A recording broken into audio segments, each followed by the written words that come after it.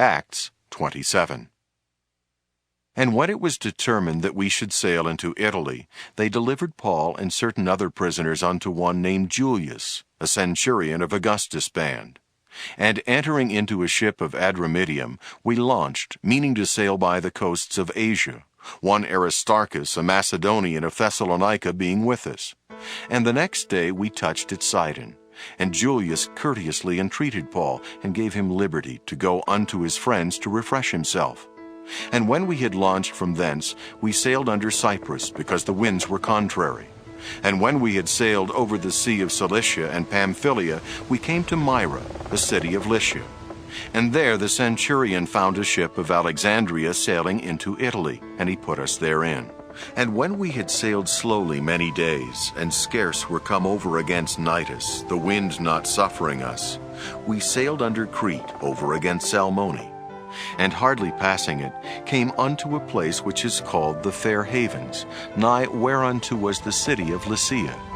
Now when much time was spent, and when sailing was now dangerous, because the fast was now already past, Paul admonished them, and said unto them, Sirs, I perceive that this voyage will be with hurt and much damage, not only of the lading and ship, but also of our lives.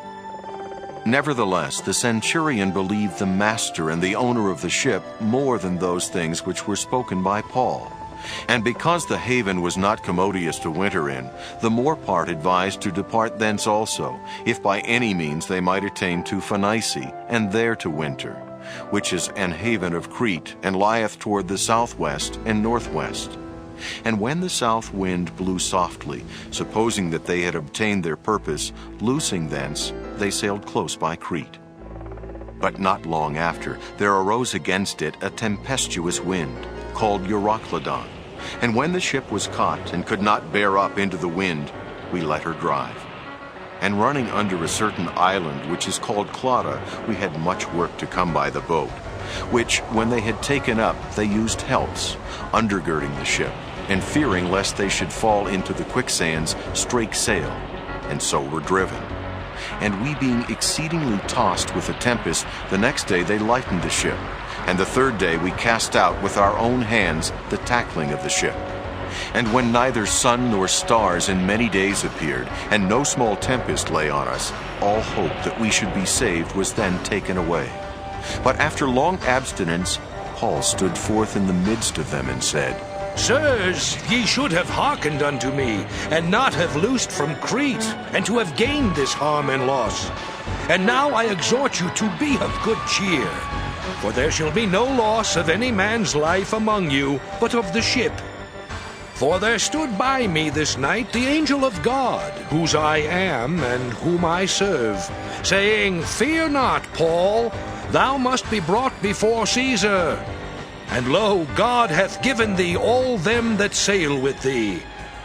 Wherefore, sirs, be of good cheer, for I believe God that it shall be even as it was told me, howbeit we must be cast upon a certain island.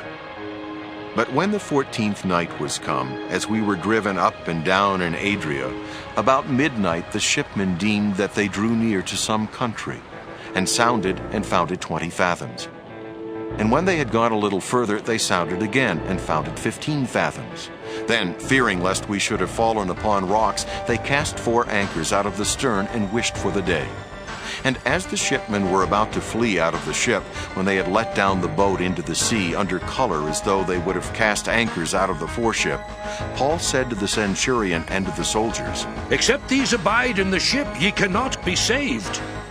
Then the soldiers cut off the ropes of the boat, and let her fall off. And while the day was coming on, Paul besought them all to take meat, saying, This day is the 14th day that ye have tarried and continued fasting, having taken nothing. Wherefore I pray you to take some meat, for this is for your health, for there shall not an hair fall from the head of any of you. And when he had thus spoken, he took bread, and gave thanks to God in presence of them all. And when he had broken it, he began to eat. Then were they all of good cheer, and they also took some meat. And we were in all in the ship 260 souls. And when they had eaten enough, they lightened the ship, and cast out the wheat into the sea. And when it was day, they knew not the land, but they discovered a certain creek with a shore, into the which they were minded, if it were possible, to thrust in the ship. And when they had taken up the anchors, they committed themselves unto the sea, and loosed the rudder bands, and hoised up the mainsail to the wind, and made toward shore. And falling into a place where two seas met, they ran the ship aground. And the forepart stuck fast, and remained unmovable, but the hinder part was broken with the violence of the waves. And the soldiers' counsel was to kill the prisoners, lest any of them should swim out and escape. But the centurion, willing to save Paul, kept them from their purpose, and commanded that they which could swim should cast themselves first into the sea and get to land, and the rest, some on boards and some on broken pieces of the ship. And so it came to pass that they escaped all, safe to land.